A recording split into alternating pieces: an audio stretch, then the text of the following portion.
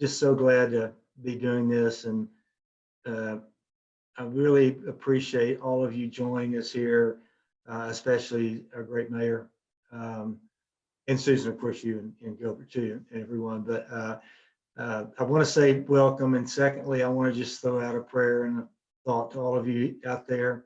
I hope everyone that you care about and that you love and their friends or community people, I hope you're okay. Okay is okay right now. Being okay is okay, and I pray for that. I also want to just shout out, because I know so many of the folks that are signed up and signed in here, is that you are leaders of great purpose. And right now, we all know we're in a place where there's no path. And I found that when you have leaders of great purpose, like our mayor and all of you out there leading with purpose, you will be able to find that path. Emerson is one of my great, well, he wasn't a friend, but a poet that has, and his quote is on my wall, you know, don't go where the path may lead, go where there's no path and leave a trail. No more than today, we had no say in this, but we had no path.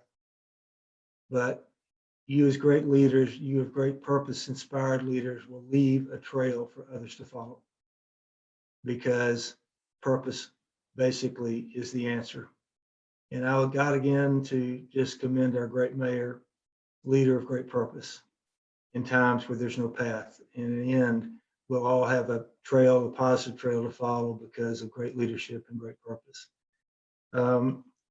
Lyndon Johnson once said, I'm President Johnson, I'm on the LBJ board, and I was listening to a recording over at the library, and it struck me as in the height of Vietnam. He basically said, and I could hear him almost crying, saying, it's easy to do the right thing. It's hard to know what the right thing is. And all of you out there, and the mayors here, and all the people with purpose in their heart, choosing the purpose path, you're doing the right thing. And sometimes it's not going to be the perfect thing. Sometimes it's not going to be the, but when you lead with purpose, you will do the right thing. And Mayor, I want to say thank you for that, all of you. So the Make It movement, real quick background. My partners and I, Steve and Tim and Judy, started the advertising agency GSDM 50 years ago at the University of Texas, whatever. Anyway, and we started it because we thought we didn't know anything about advertising or marketing. I was a government major or whatever. I don't even know if I graduated, but anyway, that's another issue, because I know that Susan would get mad if I didn't. But anyway, I did. But we always thought that marketing could be a force for good. We didn't know that at the time. We didn't say it that way, but we wanted to use marketing as a force for good in times when we need it. And we were blessed because my 3 other partners were on the same purpose page. We wanted to volunteer, tithe our talent, whatever that was, so that we could use marketing to bring people together, not just sell products. 9/11, I was in Washington, D.C. Our client is the United States Air Force, still is. We weren't there, obviously, but the bombing is, and we were driving home, trying to get back to Austin, and we kept saying, what can we do? How can marketing be a force for good? So quickly, we got directors all over the country. They volunteered, and they went out and filmed every type of person in America saying, I'm an American, I'm an American, I'm an American. And at the end, we ended the spot with E pluribus unum, which was America's first tagline, basically, out of many one. And I'm an American ran more than any PSA in the history of television. And at some moment in time, it brought people together, a little moment in time where we could say we're all Americans here. When Katrina hit, I was called and got President Papa Bush, who I love, and President Bill Clinton, who I love, got them together, and we did all the PSA work for raising awareness and money for Katrina. By the way, we've got some Louisiana partners on this call. God bless you all. By the way, that day when they worked together, President Clinton and President Papa Bush, One of the family members afterwards told me that was the day that Papa Bush became the dad that Bill Clinton never had. Purpose wins, by the way. Then when Haiti happened, was called to get W and Clinton together. That was a pair. They're amazing. And we raised money and awareness. And then 2 Labor Days ago, I get a call, my daughter, Courtney Spence too, from this guy, says, Roy, this is Bill Clinton. All the former presidents, we want to help those folks down at Harvey and Irma. And you're the only person all former presidents trust to do this. Will you do it? And I went, yes, sir. Will you do it tomorrow? Yes, sir.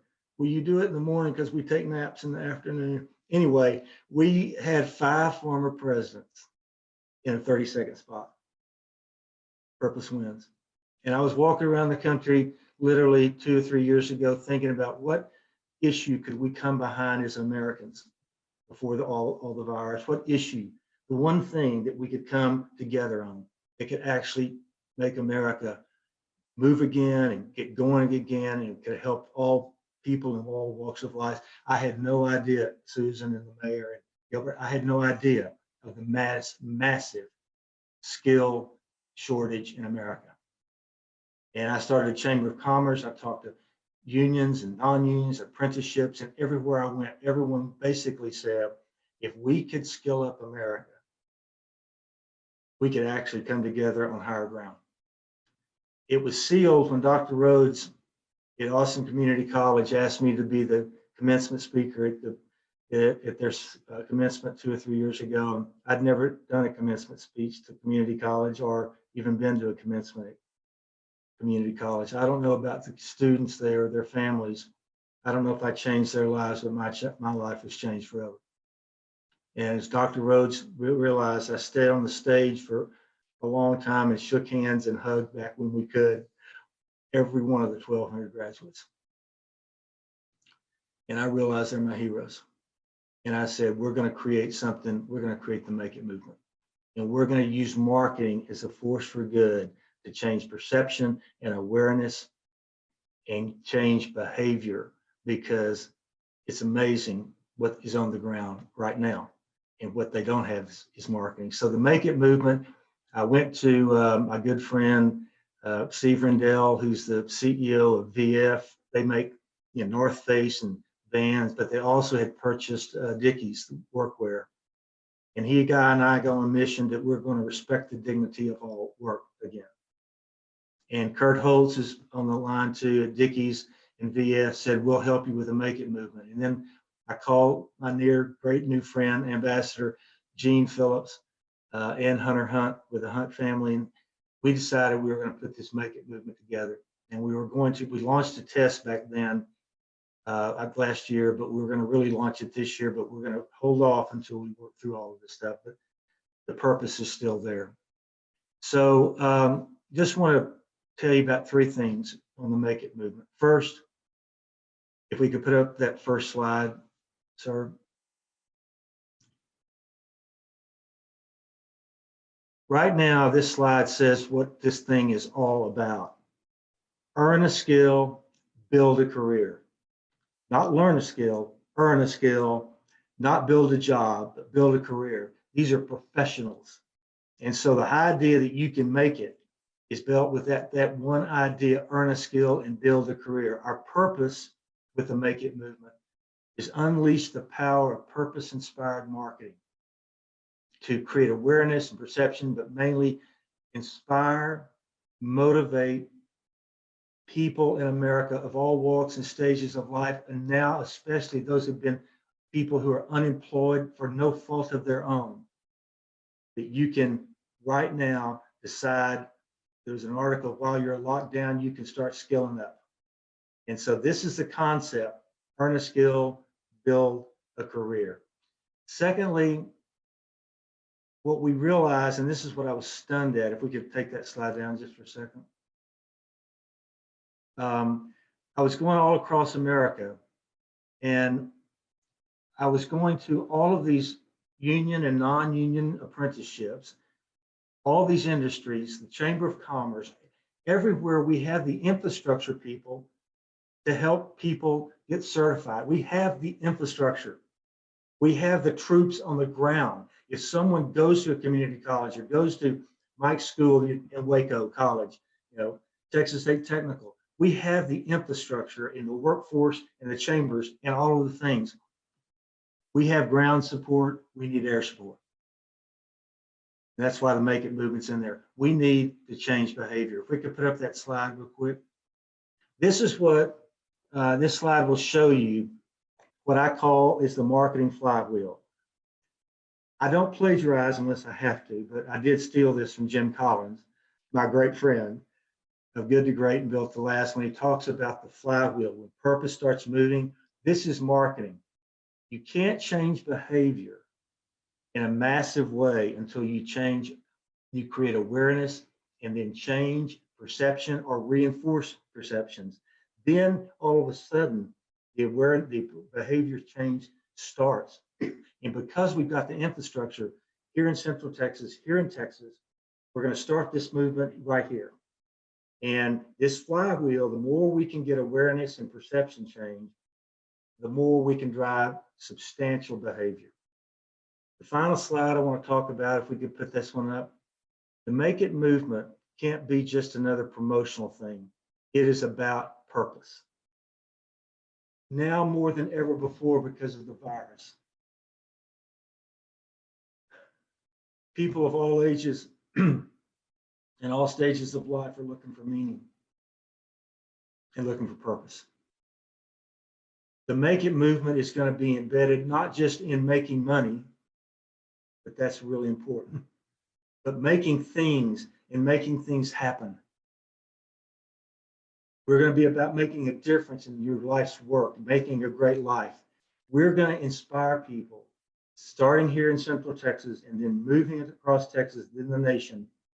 You can make a living and a great life doing what you love to do. But you got to skill up and get on with it. So that's kind of, if you could take that one down, I kind of want to wrap up and say, the Make It movement is about making it. We're going to make it through this too. Because if there's a will, there's a way, and there's a will. We're going to make it through this. And what we're going to look for, I always tell people, the great leaders like the mayor and like Shapiro, they don't try to predict the future, they create the future, no matter how tough. Skilled labor is going to be so important, and all the community colleges and the technical colleges, they all know this, and there's no place to start the Make It movement better than Texas, because what starts here changes the world. That's a good line. Anyway, it's true though. So I want to tell you something real quick and give you some reassurance. Because you're inspired by purpose as leaders out there, purpose doesn't mitigate tragedy or chaos or confusion. It doesn't mitigate, but it is, when you have purpose in your life, it is the anchor during troubled waters. It's also the North Star when the sky is clear. This brings me to introduce my great friend, Steve Adler, the mayor of Austin, Texas. We've been great friends for a long time. Steve and Diane were our down the street neighbors for 20 years. Steve is now the mayor of this great city and doing an amazing job. And I will tell you what I love about this man. He is driven by purpose. And he is now our anchor through the troubled waters. And if we'll rally behind what he's, and the visionaries like Susan and everyone that we know, he will also be the North Star when the sky is clear. So I want to introduce my great friend, Mayor Steve Adler. Roy, thank you. You're always so incredibly generous and such a foundational leader in this community. And just the fact that you're invested in this and helping to make this project work means to me that it's going to succeed. I mean, there are just some people we're blessed to have in this city that make things happen, and you make things happen, which is why you need to be at the core of the Make It movement. I appreciate everybody that's on this call and pushing forward in this. This is pretty surreal times that we're living in right now, and there's a lot of pain going on all around us, both physical and economic. There's also huge and new opportunities. I mean, there are families that are getting to know each other in ways that they might not have otherwise. And, I'm lucky because people keep sending me pictures of things that are going on in their homes. There is such a display of selfless and community behavior. I can remember right after we shut down South by, because we could see this cloud moving, and every time we had a conversation about not shutting down South by, because there were lots of reasons not to shut it down, and kept trying to justify not shutting it down. This cloud moving across the sky was just inescapable that it was going to get here, but we didn't know what we were facing. I can remember right after that time, Governor Cuomo coming on TV, talking about what was happening in New York. And he looked at the TV, and I felt like he was looking at me. And he said, we're going through what is going to be an incredibly painful moment. And the country is going to watch us go through this incredibly painful moment. You can see it now. And he said, but don't think about this happening to us, because this is your future in 2.5 weeks. And those were haunting words to me. And they were haunting words to me because I didn't know that they were not true. We adopted a strategy to help our community that was dependent on us getting to 93% reduction in physical interaction. I mean, in what world does that actually happen? And when we looked at the numbers, we knew that if we were less than 75%, we were in a world of hurt. So we wanted to get to 90. We were planning on 75, and we weren't sure we were going to be able to hit that. So we planned at a lower number as well. But here we are, and this community has come together in a remarkable way, and in a way that really set precedent for many other cities around the country that started doing what we were doing, and it became reinforced while it was working. All that to say, with as much investment as this community has made in the new world we're in, the new ways we see our jobs and each other and our families, shame on us if we come out of this no better than we went into this. Shame on us. We had the challenge that we identified before this started, because we could see the inequities in our region. We have a city that's grown by leaps and bounds, unemployment down 2.4 or whatever it was. A city that everybody wants to live in. We're going to double in population over the next 20, 25 years in the region. But yet we knew we had an underbelly that was not participating in that didn't know how to even begin to access that. The dangers that are most present to us today in this health crisis is that community. Because when you leave a community behind for so long, you don't have healthy food for generations, you don't have education, you don't have opportunity, you don't have access, you don't have transportation, you don't have. When something like this happens, which in a very cruel way, this virus seeks out and finds the people that we have left behind. And that becomes then the biggest threat to everyone else that is leading that race. That's where our susceptibility is. If we have an infection that overwhelms us, that's the kindling that starts the forest fire. We are joined together in ways and to see things that I'm not sure we ever saw collectively. The thought today about somebody coming to work because they're sick, because they can't afford to stay home. You know, we put that to a vote right now, everybody's going to want to pay that person to stay home and not come to work. But it was a harder argument to make when we were making that argument 8 months ago. So we have the healthcare professionals that are lined up to take us through the health crisis. But it's us.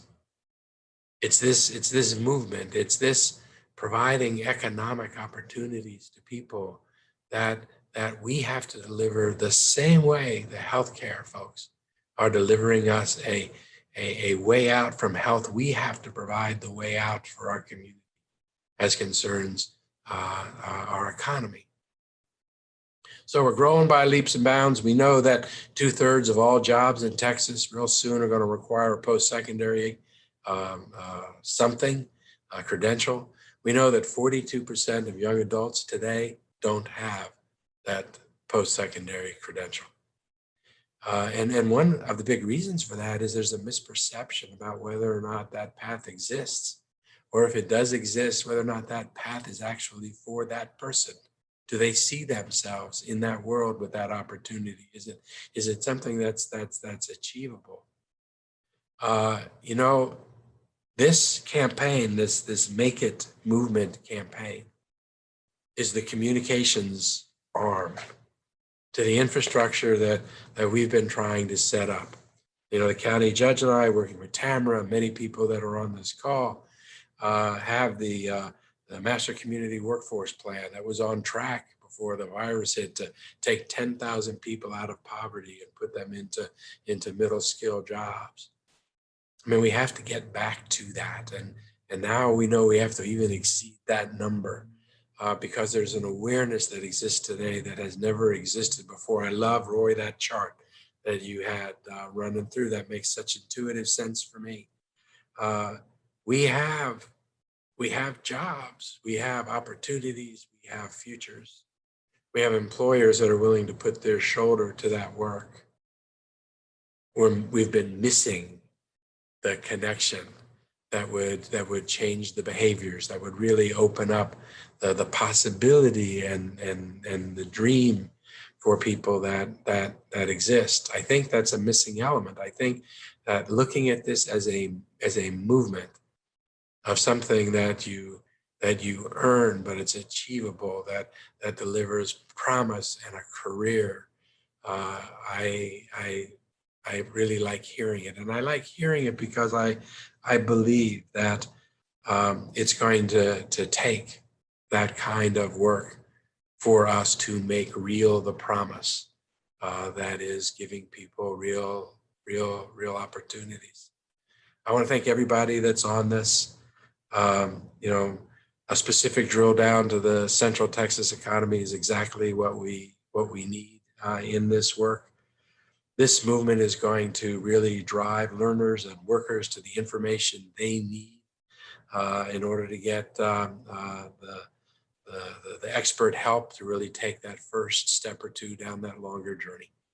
And when we look back at this time with this virus, I mean, let it be the time that people look back and say, that's where we made a shift.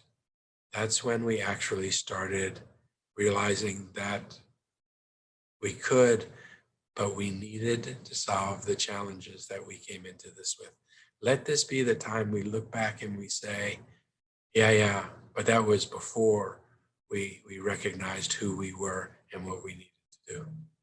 That's our challenge, and I believe we'll succeed. We have to. So thank everybody for participating. Well, Mayor, thank you, sir. That was so well said. And I think the idea, I sometimes think these things, and you're at the right place at the right moment. I know you don't sleep, and I know that it's minute by minute, but you were supposed to be here. Thanks, Roy. I really mean it. And I think this idea, when I kept looking at before this virus and I was thinking of the Make It movement, I went to the mayor and told him about it and his wife. And I kept saying that, you know, we had this massive us versus them culture going on. And one moment I looked at the word USA and it had us in it. And part of what you're talking about is we move past this. Let's be a better us. Because us is us. Us is USA. Let's show the United States of America what we do here in Austin. We come together, and the mayor knows too. One of my other initiatives is America's New Front Porch. We got to sit on the porch together and talk and visit, not just because of the virus, but civility. And so the mayor, I'm sorry you're having to be the mayor right now, but I'm so grateful you are. So thank you, sir. Thank you. Tell your family hello too.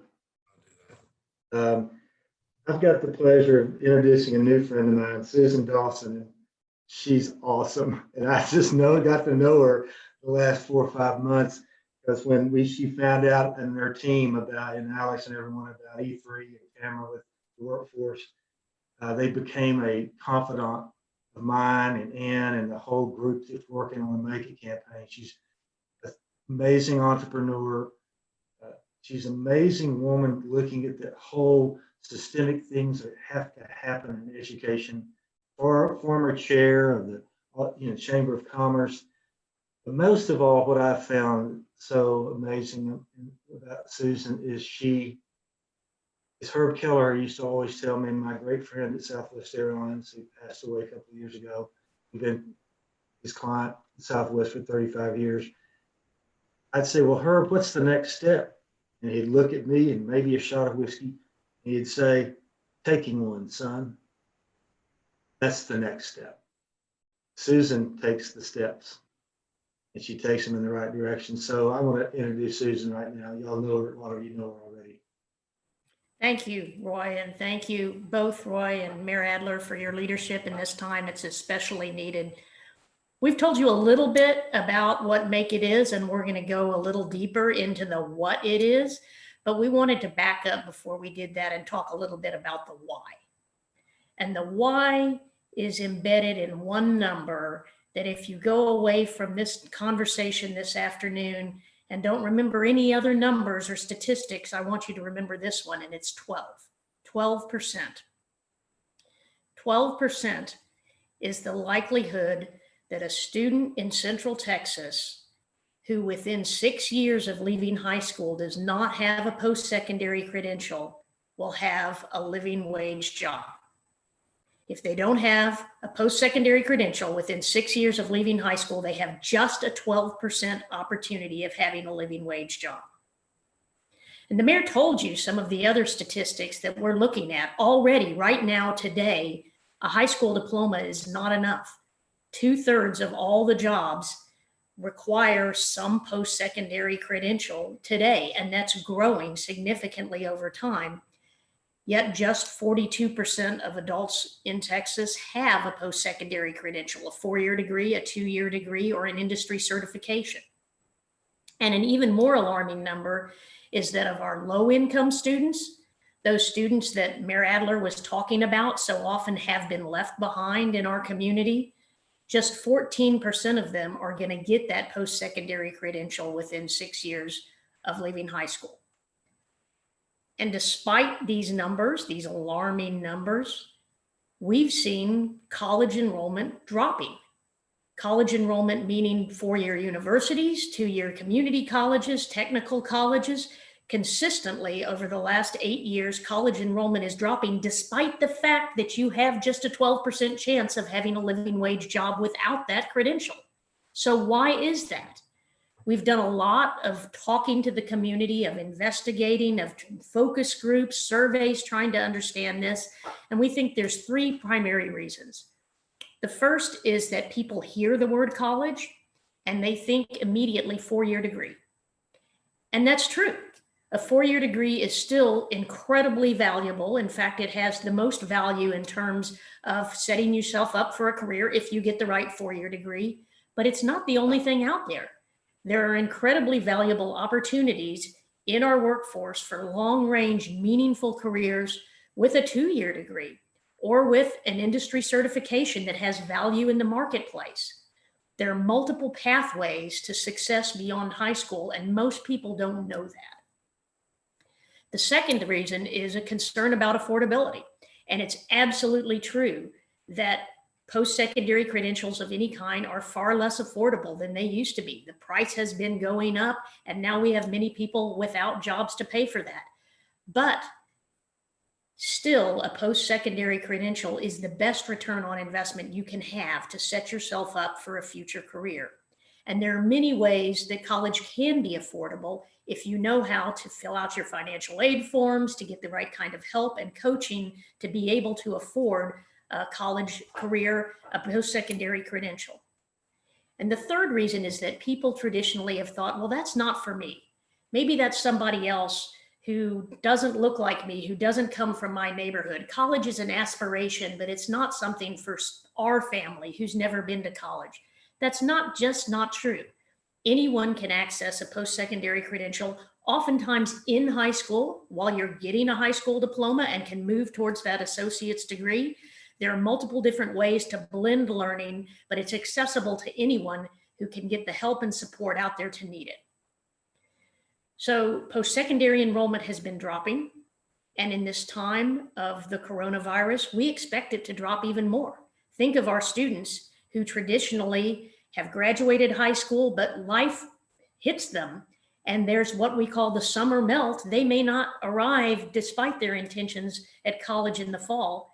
This year, we have the summer melt, the spring melt, the lack of access to counselors, the lack of a prom and graduation, and all of these factors that impact our students and our adults. And the opportunity to transition into higher education is going to be much more difficult than ever before. Gilbert is also a new friend of mine, and we've been working together along with Susan and Tamara and all these other folks on this whole concept of the Make It movement. Of course, you know, he's the VP of Education and Talent for the Greater Austin Chamber of Commerce.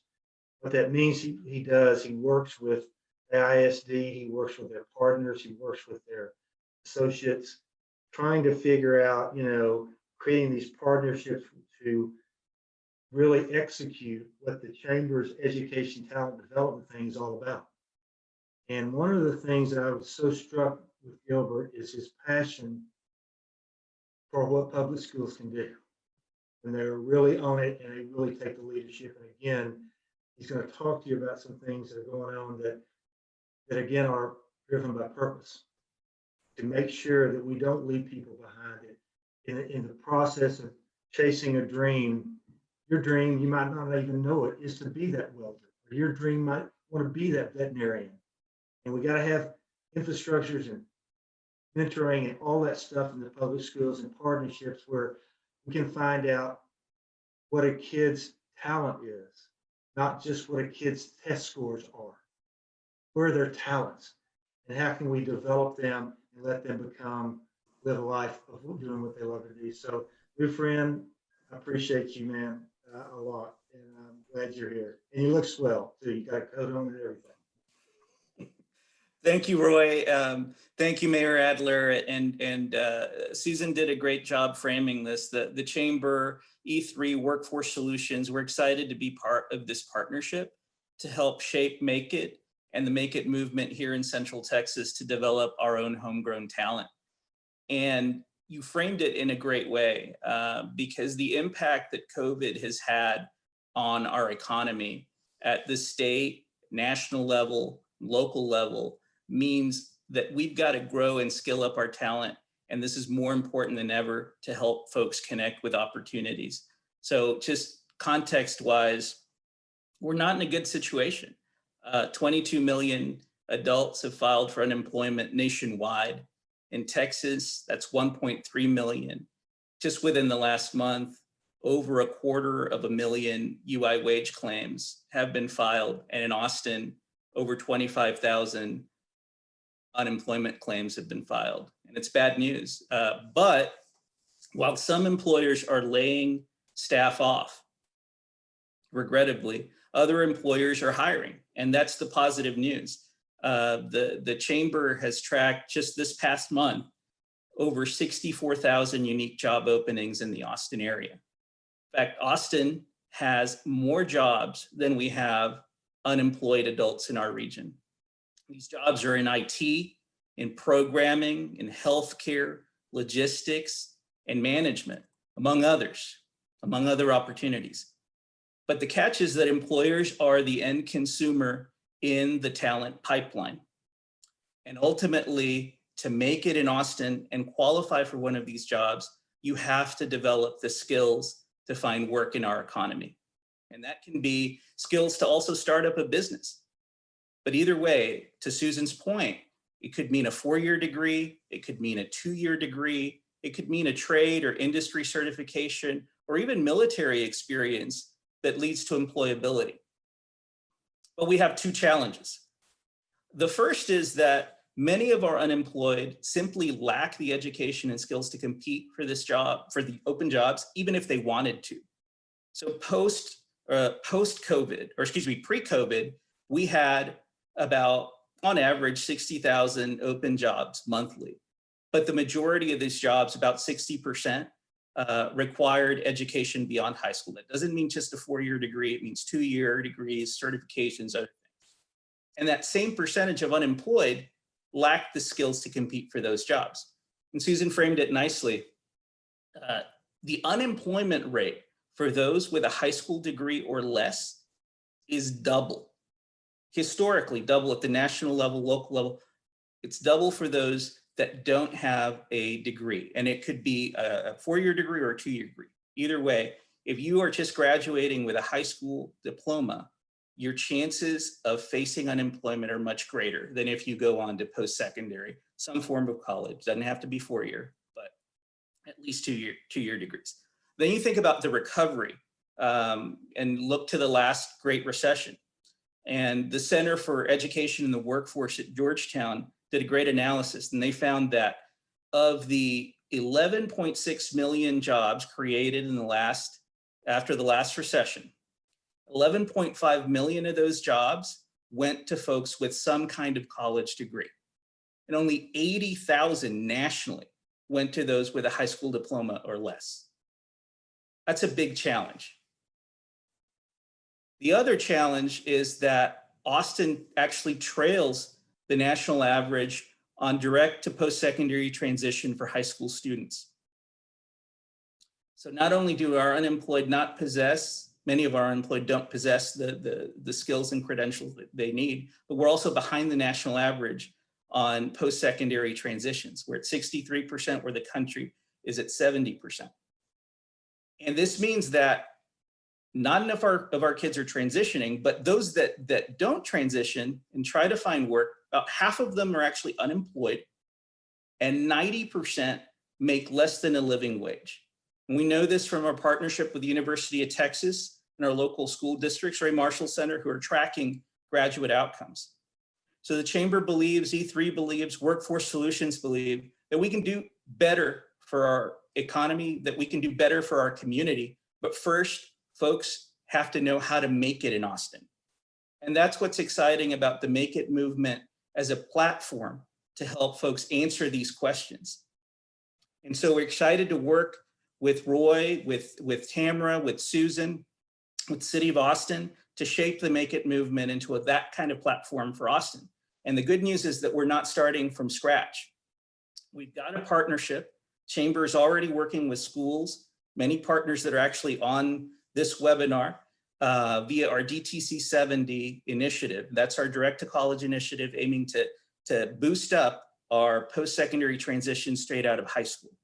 And so we're working with school districts to provide direct support and actionable data with our research partners at UT to ensure that counselors are getting the information they need to help students. One example that we're excited to launch this past week was a COVID and college career impact survey with Austin ISD. We just launched it on Friday.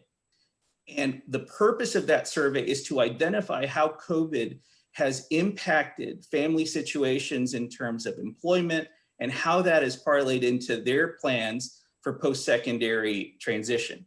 And the hope is that we can take that information, use our partnership with our school districts, leverage the data that we have to connect this information directly, put it in the hands of counselors who are going to target support to students.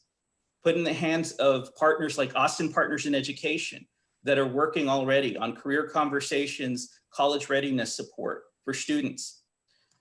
Take that into account as we're providing direct support on financial assistance. Think about the impact, even if, and Susan hit this earlier on capacity to afford college. The Chamber runs a massive regional effort that includes marketing, text messaging, digital media, mobilizes about 300 volunteers annually to provide one-on-one assistance in English and Spanish across schools in our community. We do over 50 events to help connect students with scholarships, grants, work study, and other aid to fund post-secondary enrollment. We know that 80% of the students that we help with that transition on to college. And you mix that with the college readiness support that Austin Partners in Education are providing, that the districts are providing, and you actually have 2/3 of those students who complete the FAFSA and make it out of high school college ready, actually complete their degree. So it has tremendous impact, and it's even going to be more relevant as many families have lost their employment, means to pay for post-secondary. We're also working with the districts to do some summer transition support. So we started this a few years back, working with UT and Harvard researchers to target support to students around enrollment process barriers. These are things that first-generation students with no post-secondary access or no prior post-secondary experience at their families to help them navigate these process barriers. So think about everything you have to do once you've been accepted, once you're ready, once you've gone and filed your aid. Think about everything you have to do to show up and make it on a college campus. And so that our counselors are taking this information, providing that direct support. The other thing that we're doing is we're expanding that support to include career guidance and advising. So we launched a new talent ambassador program as part of our direct to work campaign that's taking employers and connecting them to schools. My colleague Quilan Teo is doing a great job of this. And then we also have a partnership with Workforce Solution, where this program, along with some other employer connections on the campuses, are actually providing guidance to the career navigators to bring employers onto campus, have them talk to students about careers, be mentors, be advisors in this process as students are navigating the college and career process and transition for many of these juniors and seniors that are about to transition. Employers like IBM, Ascension, Seton, ABOR, and others are working with Austin ISD on the new career launch program. This is dual credit programming, connecting students with industry certifications, allowing them to graduate with credentials right out of high school, making them employable, connecting them to internship and apprenticeship opportunities. And this is part of the partnership as well with Workforce Solutions, where they've placed many of their career navigators. So we're excited about the Make It movement. We're excited to collaborate with Workforce Solutions, with you, Roy, on shaping this out. And you said it earlier, what starts here can change the world. And I really do believe that Make It has that magic quality. If we can get this right in our community, if we can get it right in Austin, we can get it right in Texas and take it national. Thank you, sir. Thank you so much. And a couple of comments, and we'll go back to Susan, I hope, is that one of the things you all are talking about, and I have to reinforce this, the infrastructure to make it is in place. What we need is the marketing, the messaging and all students are different. There's going to be a different message and y'all can help us create those messages. Also, we've got to motivate parents to oh no, you can't, you got to go to this, you got to go. No, find a kid's talent. If they can find that talent and that passion when you're 9, 10, 12, 13, whatever it is, so that they don't feel like they're, I've told you that story. I turned in a paper in the 8th grade in Brownwood, Texas. I still have the blue button there. And it was on Emerson, and I had 8 misspelled words. 8th grade, huge C-. My mom was a civics teacher God rest her soul. C's weren't like celebrated at my house. Good job, Roy, for that C. Next year, I'm studying Emerson again in the ninth grade. I have a different teacher. I said, Mama, I can't turn this in. I'm gonna make it. She said, do it. I turned it in. I got it back. I didn't have Gilbert 8 misspelled words. I had 11. The whole paper was red. And at the top, there was a tiny A minus. And I was in my little kitchen table with my sister and my mom. I said, Mom, I don't get it. And she said, well, Roy, you can't spell. But I talked to the teacher and she thinks you can write. And at 14 years old, Mayor, I told you the story, sitting in the backyard one night, my mom said, Roy, I don't want you to spend another second trying to be average at what you're bad at. I want you to spend the rest of your life trying to be great at what you're good at. Now, if it's a character issue, that's different. But part of what we're talking about with the Make It, you can make it. You got to get parents to understand all you want for your kids is them to be happy and successful. And what you're going to do here, all we're going to do is the marketing to change perception and behavior, because y'all have got the infrastructure on the ground. By the way, we are starting in Central Texas, and then we're going to go Texas-wide, and then we're going to the nation. So, Gilbert, thank you all for everything that y'all are doing. So, Susan, are you back? You know, it's so exciting that I had to run out and make it myself. I know it. Did you make I am back now.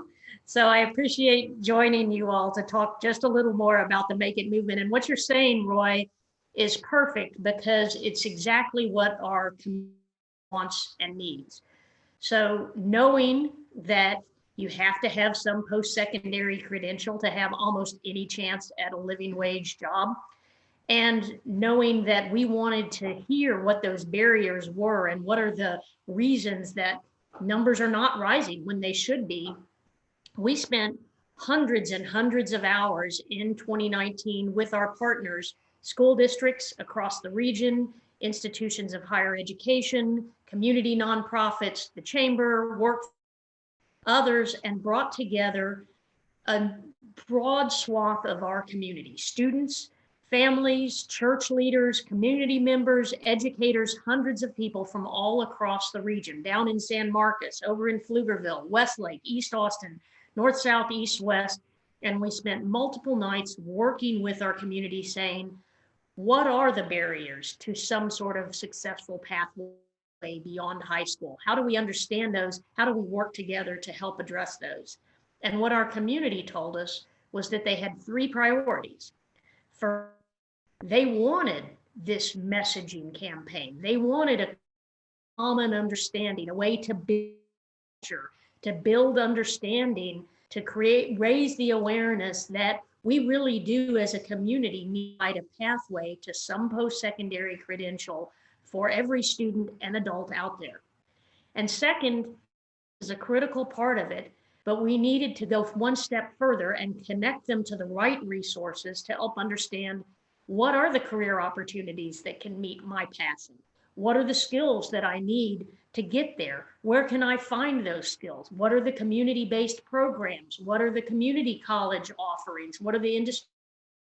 What are the degrees that will get me there? And how do I get there? How do I fill out my FAFSA? How do I look at what scholarships are available? How do I apply? What do I need to do? And so putting those together, the messaging, the understanding, the culture building, with the connecting to the resources that students and families need to make it, is what we're doing in this movement. And Workforce Solutions will be playing a critical role, because they're going to be the first part of the access hub of helping people who come in saying, I want to move, I want to take the next step to that successful career, to understand how to do that. United Way 211 is also at the table. They will help be supporting families who want to understand, where are the resources, where are the programs, what are the community-based nonprofits who can help me, how do I sign up for my school? So fulfilling these priorities of our community will be a community response. All of us have to be there together to create these pathways beyond high school to a post-secondary credential with value in the marketplace, and make it available to everyone. So again, as you think about that 12% number, that that's your likelihood of having a living wage job if you don't have a post-secondary credential, how do we come together to make it an opportunity for everyone? And the last thing I want to say before I turn it back over to the mayor is that just as our community, our state, our country will look different coming out of this crisis, and we need to address all of our community equitably in being able to access those opportunities, our education systems are going to look different also. It's true that more work will be online. There's no question that that's the case. But it's also true that there's going to be more competency-based learning. You're going to see less about sitting for a single semester in a single class and more about how do we measure the competencies and skills that are needed to be successful in a career. It's going to be more about delivering learning in multiple different ways, in blended fashions, where it's some online and some in person and some groups and some being coached by an individual community member. And all of these different methods are going to have to come together. It's going to be more and more blurred. As Gilbert was talking about, we're getting credentials in high school. We're seeing students at university and a community college at the same time. We're seeing adults return for different competencies before they go back to work. All of these different methods are going to start to become more and more pervasive as education systems change to be able to offer our students what they need to make it in their. Mayor Adler, I don't see you on, but we wanted you to come back and talk specifically about what the city. I think the mayor had to do some mayor stuff. Oh, no. I'm thrilled that he was able to be with us, this long because he's got stuff. But Susan, I got to tell you, thank you, ma'am. You don't just have your head in the game, you're in the arena.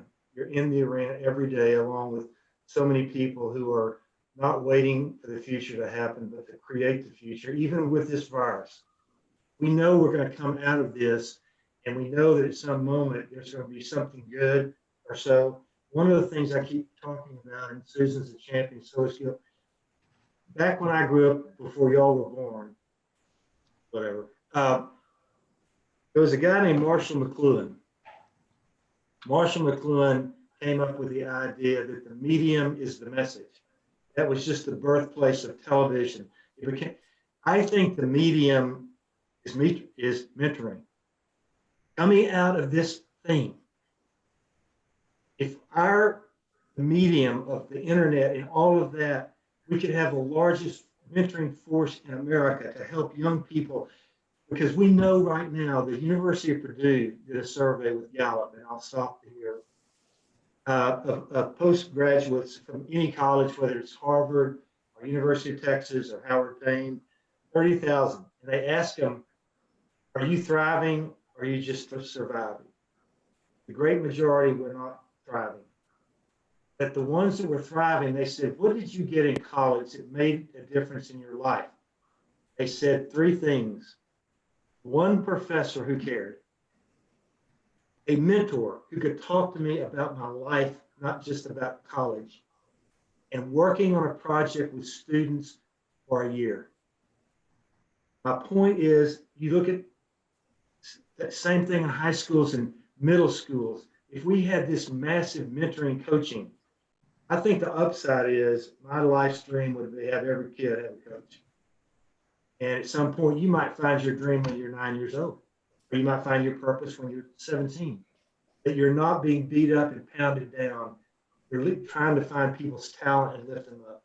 I know we got a lot of work to do there, but I'm so inspired by all of you on that. So, closing here, so we're going to open up for questions, and again, thank the mayor. I'm going to call on a couple of people to jump in here. The first one I'm going to call on is a guy named Dr. Richard Rhodes, who is the head of Austin Community College, who I got to be best friends with about 3 years ago. And he was my mentor in helping shape the Make It movement. He was the first one to commit, he at Austin Community College, to say we're in. And so, Dr. Rhodes, I think you're on the line out there, and thank you, Pam, for helping here. I guess we all know, it's trite to say, the world has changed radically. It's changed beyond radically. But what is the impact of this change on day-by-day activities at Austin Community College and the environment there? Could you talk to us about that, Dr. Rhodes, and Godspeed for all the things you're doing? Sure. Hopefully you can hear me. Yes. But, let me just start off and say Austin Community College is for everyone. That's become our tagline. We've spent a lot of time focusing specifically on safety and security and how that can help lead to student success. But, this time in history for us is a time of grace, that it's a time where passion plus patience plus compassion with a direct resolve for perseverance is going to lead us through this. But as Susan and as you have talked about, partnerships and collaboration are just the most important thing that we can look at today. Because we're training healthcare providers, first responders, IT technicians, manufacturing technicians, welders, auto trades, construction management, bioscience, and those that want to transfer to a university for a four-year degree. All of that. One of the things that's critical during this time, though, is to partner up with different entities, whether it's Workforce Solutions or the United Way, our K-12 partners, 26 different K-12 institutions that we serve and work with, or the university partners, but all coming together to deal with this with our nonprofit organizations, also to deal with it as a community coming together is so critical in this day and age. One of the things that I was walking this morning and ran into one of my neighbors, and I knew that the neighbor's daughter is attending Austin Community College right now.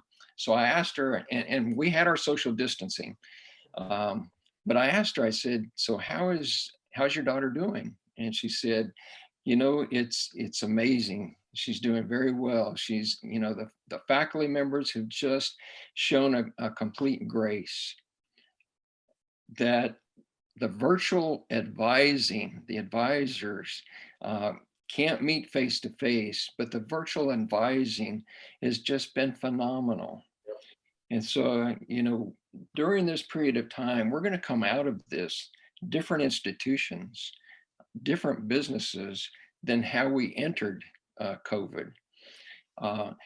But it's changing the dynamics, it's changing the way that we deliver education, and we're learning great new lessons as we move through this. I had no idea, Roy, that when I asked you to be our commencement speaker a few years ago, that soon you would be telling me, make it. And so we're working on that, I'm trying to live up to your dream. So we appreciate the opportunity to be with us today.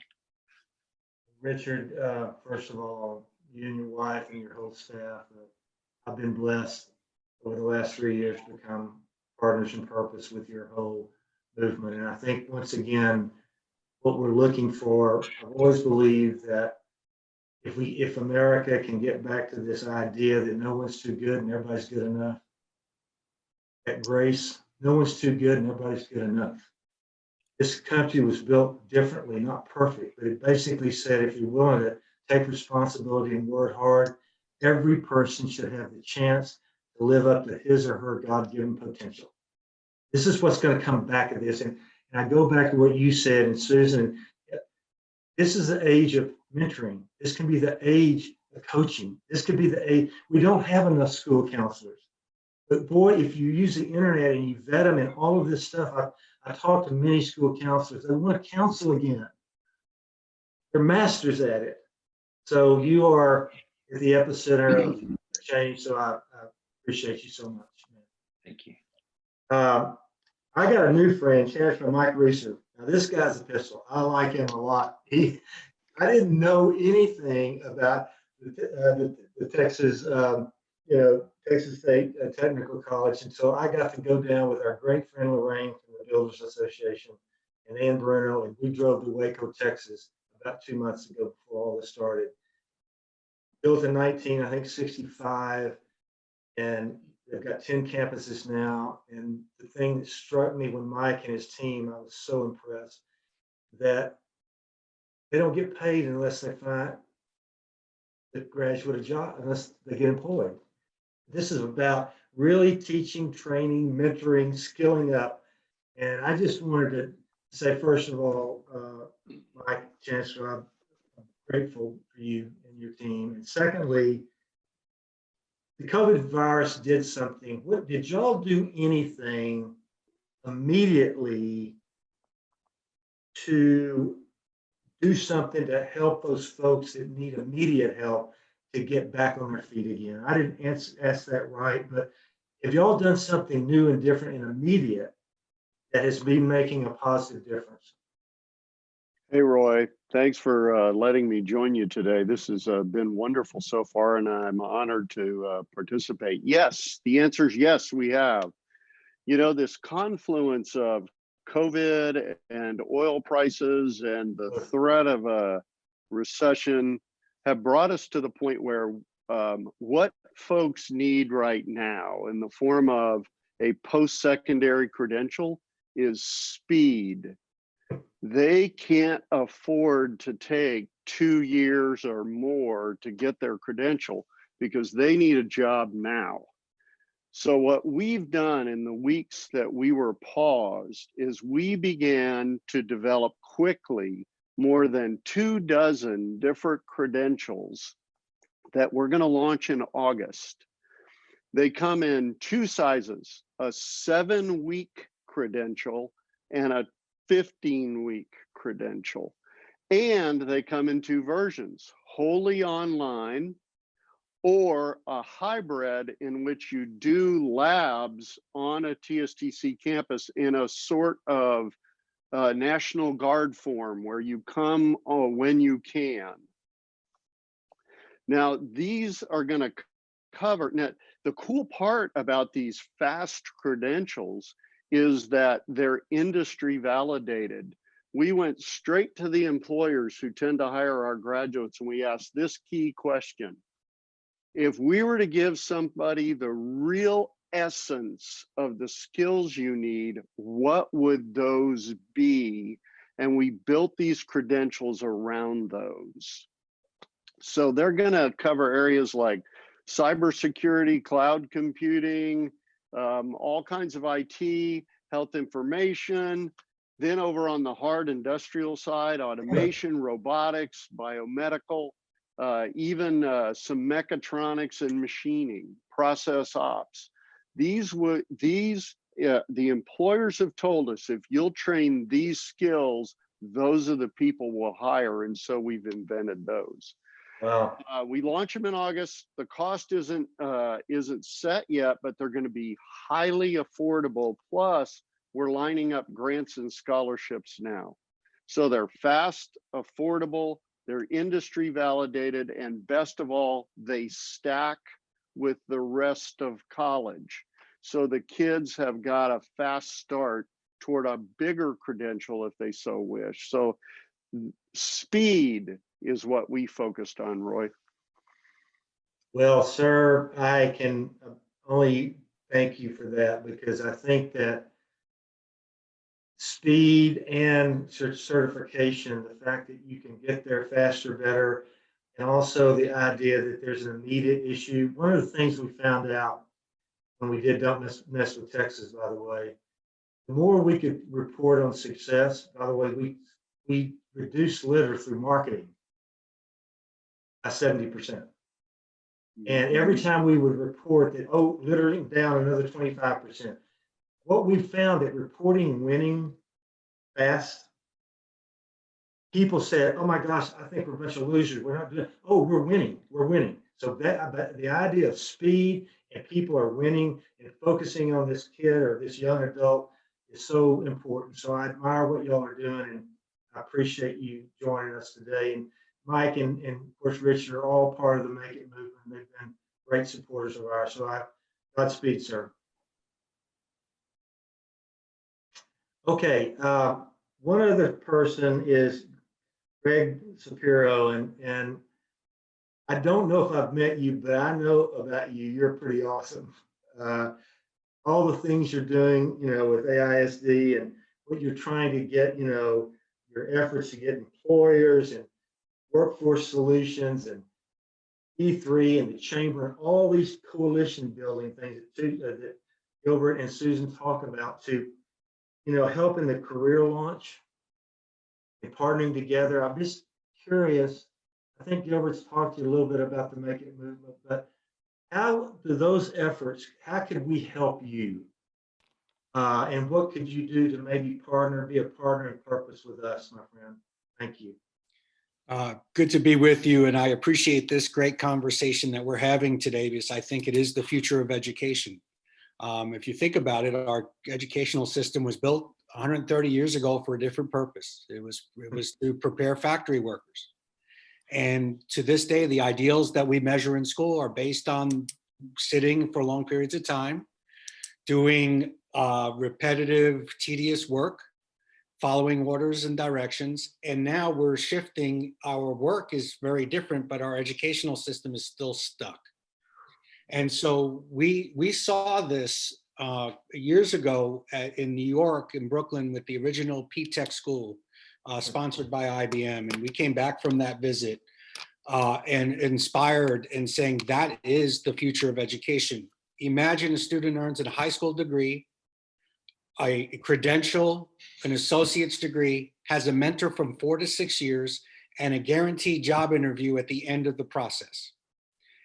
And that is actually happening currently in Austin ISD. And we will have 17 of these programs open and operating by the year 2021. Currently, we have IBM, Seton, Ascension, Austin Board of Realtors, Hilton. Even AISD is using this kind of a system to train its new teachers with Texas Tech and ACC. Trio Electric is coming to the schools. So what you're looking, and many more partners coming on board shortly, but what you're looking at is a group of students who are, we're saying is that we have a group of students out there who don't see the why they need to go to school. In fact, they know all the reasons why they don't want to go to school. And we need to give them the carrot and not just say the following, which we kind of do all the time. Well, when in the future, when you are ready and prepared, you'll find out why you need to learn this stuff. The kids need to see it now. And by providing those workplace experiences, by providing the why they're learning geometry and algebra 2 and how to write well and how to express yourself well, those are the skills of the 21st century, which you've described and everyone has. And so this program is designed to reshape the way we look at education and the goals and aspirations. You asked a question of what we can do. I think there are two things slowing us. We need, one, more partners and more programs and converting our career and tech programs to this CTE model. But two, I think you said it, Mr. Spence, before, and I think this is the truth. We have a mind block on what it means to be educated and what it means to be a worker in this society. And I'm going to say something a little controversial. I think we've devalued work. The sense that some work is better than others, that we only have certain areas that we can go into and you're deemed successful. Meanwhile, all of those professions that we've said that are less than or not as exciting are the ones we're completely depending on now for all of what we're dealing with. So we have created programs for computer science. We've created programs for health careers, teaching, real estate, all the things that Austin needs to do to build its core so that our students not only can live here, they can thrive here and stay in our great city so that for future generations, we're building and growing our own. So that is really sending the message out to families that this is not just an option, this is the future that we're asking. Well, sir, you're my new best friend. I mean it. I go back to the idea of that no one's too good, nobody's good enough. I was a roofer at 16 years old. I worked in a factory at Weekly Watson's warehouse for all summers. And I was brought up by a daddy who had to drop out of school in the 7th grade, grew up in Eagle Pass, Texas. because he wanted to support his brother and sister. By the way, he lived to be 97, and he got his degree from Brownwood High School when he was 91 years old. And he voted himself most likely to succeed. So, but the idea of respecting the dignity of all work again, I just think at the heart of our us versus them culture here in America, we've got to look at each other and say, no one's too good, nobody's good enough.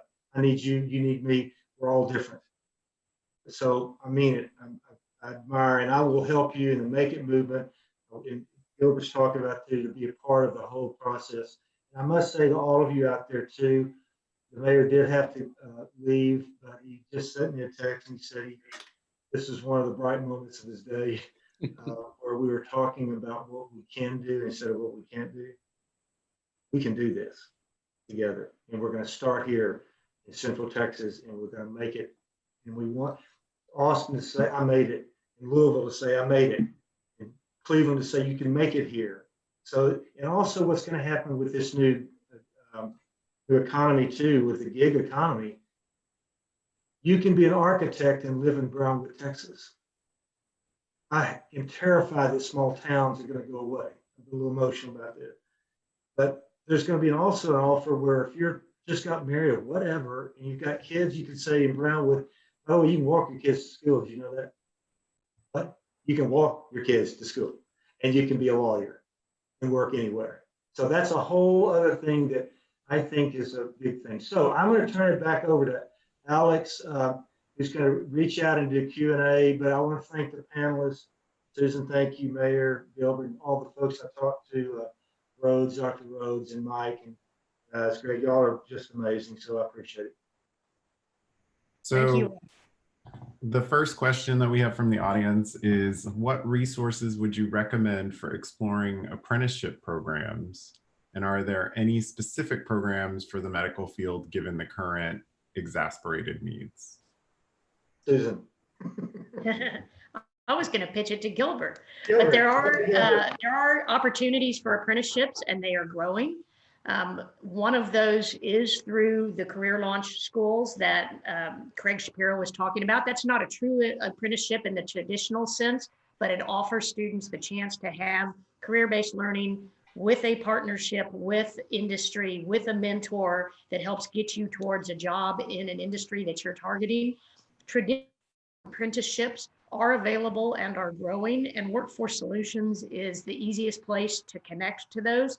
Workforce Solutions has a variety of partnerships with the state and federal government to be able to apply grants to expand apprenticeship programs in partnership with industry.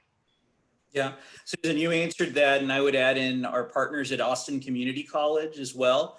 And the work that's actually currently ongoing that's part of a partnership with the Chamber and Workforce Solutions, as well as our Talent Ambassador program that's asking employers to raise their hand and say, yes, I want interns. Yes, I want apprentices. So those are conduits that are already out there in the community working with schools to provide opportunities, both at the K-12 level and once they've transitioned off and graduated at ACC and other places. So the next question, and maybe Roy, you can answer some of this, is what do you see as the opportunity as a result of this crisis, beyond crisis, as it relates to public ed? Actually, it's to the whole panel. How will each of you use your voice with policymakers to change the landscape of what is currently a standardized mindset for how we do education? I'll take to start with, and then the experts can comment. But I believe in the idea of making sure every kid has back to what Susan's and Gilbert's data is, if you don't have a post-secondary degree, or my daddy used to call it license to work back in World War II, your chances of making a good life and living are slim. Secondly, I believe in testing, but I don't think I want my kids to be standardized. I'm just speaking very controversial, but I think this idea of America is that we left so much. It wasn't perfect, but we got to have reading and writing, the basic skill. But we also got to go. I'm a big fan of strength finders from Gallup. I wish we could get student strength finders in every school. They have every child find out what their strength is so they can talk to their mom and their dad. No, I hate algebra. I'm not worth a damn at, excuse me. But you know what? I love pets, and they said I could be a veterinarian. You still have to have a degree. You still have to, but let parents and teachers. I'm going to build a Purpose Institute in Austin, Texas. It's a whole other story, but teachers and their kids are going to be able to walk through and Parents Institute right across from the convention center. Once we get this thing done, we'll be able to have young people know what their purpose is when they're 16 years old. At least at some moment they can say, quit beating me up on being bad at that. I'm not good. Now, if you love to sing and you suck at it, don't try to make a living at it. But if you love pets or you love to, well, go do it. So anyway, by the way, I just want to say, I didn't mention this, but when you got the second email from the chamber, there's a link that has the Make It TV spot that we did. It's hard to play it on Zoom. And we have these testimonials, these behind the scenes stories of the people who are in the Make It TV. And the guy that was talking a while ago about there are a lot of kids who can't imagine sitting behind a desk for 9 hours. They talk about that. So check those links out too. Sorry I took too much time, but I got a little off subject. But keep on. Susan or Gilbert? I love to sing, but I'm not going to try to make a career. I can guarantee. I think the spotlight really is that we have known for years, decades, the disparities in the data, that there are groups of students who are currently not achieving in the systems that we have built for them. These systems are not providing equitable opportunity to all students. And when we're in this particular crisis, the spotlight is even greater on those who are most vulnerable, who may not have connectivity to be able to do online learning, who may not have access to a mentor or a counselor in an online environment, who have parents who are working at the hospital and not able to homeschool them, who have all sorts of reasons that vulnerability is even magnified. So I hope and believe that coming out of this on the other side, we'll recognize that we need to create systems that truly are providing opportunities for every student, no matter where they are. Thank you, Gilbert. Yeah, I mean, I'll say both you and Susan addressed it. I think it's about meeting students where they are. And policy-wise, that means addressing equity gaps that prevent students from getting to where they want to be and where we need them in our economy.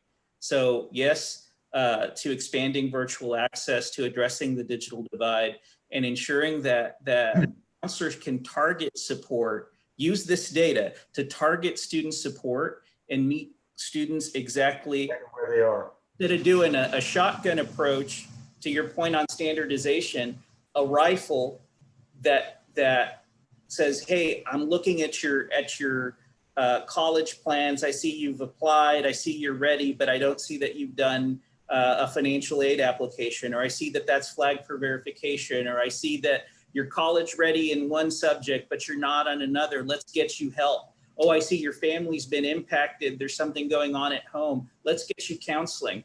So it's really, I think, the future is providing a tailored educational experience and being conscious of the equity gaps that exist in the community that prevent students from accessing resources. Great. Okay, Alex, thank you. Alex? So on the conversation of equity, there was a question about, there are a lot of students who do not have access to the internet. Do you see a way that low-income families get access other than libraries that a student can't on their own? Also, many low-income students, like this person's mentor or mentee, don't have a computer. Yes, and more we're seeing that school districts in particular, but community colleges, Houston Tillotson, institutions of higher education, all of them are spending their own money now, investing in technology to give to students, and hoping that federal dollars will reimburse them at some point. but they're also stepping in to provide that connectivity. And a great example of that is Lockhart School District has taken upon us to invest in hotspots all over, not just for their students, but all to cover all the entire Caldwell County, because rural areas often just physically don't have that Wi-Fi connectivity today. Lockhart IS stepping in to create hotspots all over the country. So we're seeing institutions step in, recognizing those gaps and trying to fill them, but it's a struggle. So with money being tight nowadays, how prevalent is financial aid?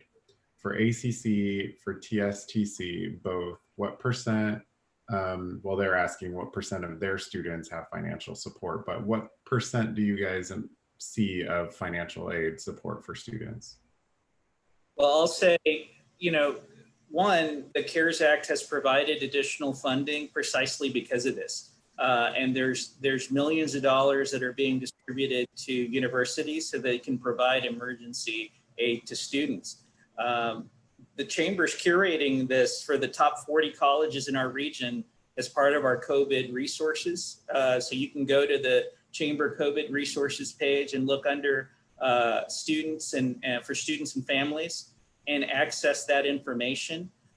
It sends you right to the college's emergency aid page, and you can connect with them there. A lot of this is institutional, right? The other thing is, think about students that maybe they weren't low income and but their family's been impacted because of job loss. I'm thinking about rising seniors that are about to graduate and they've already filed. You know, we've had over 60% of our graduating seniors for our region and our partnership file a FAFSA. But imagine how many changes there have been in terms of unemployment or other aspects that might have impacted their financial situation. So there's a provision where colleges have professional judgment and students can submit corrections on the FAFSA and have conversations with their financial aid advisors to tap into those emergency aid resources. In what ways do you guys see the Make It movement supporting undocumented or DACA students? Well, I'll speak to just the marketing side, not the technical side. When we really ramp this up, it's going to be, you know, accessible from the marketing standpoint to everyone. And we're really committed to this. I can't make policy decisions because that's not what I do marketing wise, but if everybody gets a great job, a lot of our problems go away. And so we're trying to get serious. And if we can start opening our hearts and minds to the idea that if you've got a great skill, but I can't deal on the policy side, but from marketing, we are going to be marketing to everyone. And part of that resource connectivity that we spoke about, that Workforce Solutions is building hubs for, is to are the correct resources for different students and what's available to them. And there are many resources that are available to help undocumented students understand what is available to them and what is legally accessible in terms of higher education and skills opportunities. Because going back to what the mayor said about growing our own, it's less expensive for industry to take students who are here and undertrained adults who are here and provide them the skills than to pay hundreds of thousands of dollars to import people and import talent from other parts of the country and the world. Yeah, and I'll say one quick thing and related to policy. So this is really about policy change at the national level for those that are in the dreamer category. And the Chamber and others, U.S. Chamber included, have supported DACA to ensure that those students who are undocumented but accepted to college can stay, go to school and work and get the skills that we need to fill a lot of these open jobs. The other is connecting students, like Susan said, at the local level, right? So Texas actually already supports and provides state aid for qualified undocumented students who get accepted to college. And it's been championed across multiple administrations, the governor's office. And so there's those resources there. And we're helping with our FAFSA Saturdays and as part of the Summer Melt program with our school districts to actually get those TASFA applications filed so that students can connect with state funding to enroll at ACC and enroll at other colleges around the state. So one last question as we're running out of time. Roy, how do you see school counselors being engaged in the Make It movement? I am so glad I got that question in. I'm a huge fan of school counselors. And I think that what I know most about it, not a lot, is that school counselors want to be able to counsel again. And when you have too many students or they're involved just with testing, or I think student counselors are the key to this thing, to have as many as we can. However, kids can be counseled or coached, but my gut instinct is I would love to have the school counselor support because they're in the business of counseling. And I'd love for them to have more time to counsel and be able to spend time. So love to bring them in. We got to figure out how we can do this together. Yeah, right. I second that, Alex. They're so important. And for many students, they're the only conduit that they have. Right. Because the family doesn't have that familiarity with post-secondary enrollment or what career options are out there. So they're a vital link to that kind of information, and empowering them with a platform like the Make It movement to make it easier for students to connect with that kind of guidance is so important. And just before we go, I would be remiss without talking about the Austin College Attainment Network partners who are out there to provide coaches and mentors to so many of these students. So I would encourage students to look up and see at their schools, reach out directly to Mi Madre, to College Forward, to Breakthrough Central Texas, Peloton U, Capital Idea, Austin Partners in Education. There are a great number of community-based organizations that can help provide that counseling, especially to our first generation college goers. Thank you. All right. Well, we just want to thank everybody for coming out. That's the end of our presentation today. If there are any other questions, reach out to any of us. And we hope you have a good, safe rest of your day. And make it. Hey, Alex. That's right. Alex, thank you and your team. You did all this hard work. We appreciate you, man. We're going to make it through this, and we're going to help other people make it too. All right. Thank you, guys. Thanks, everyone.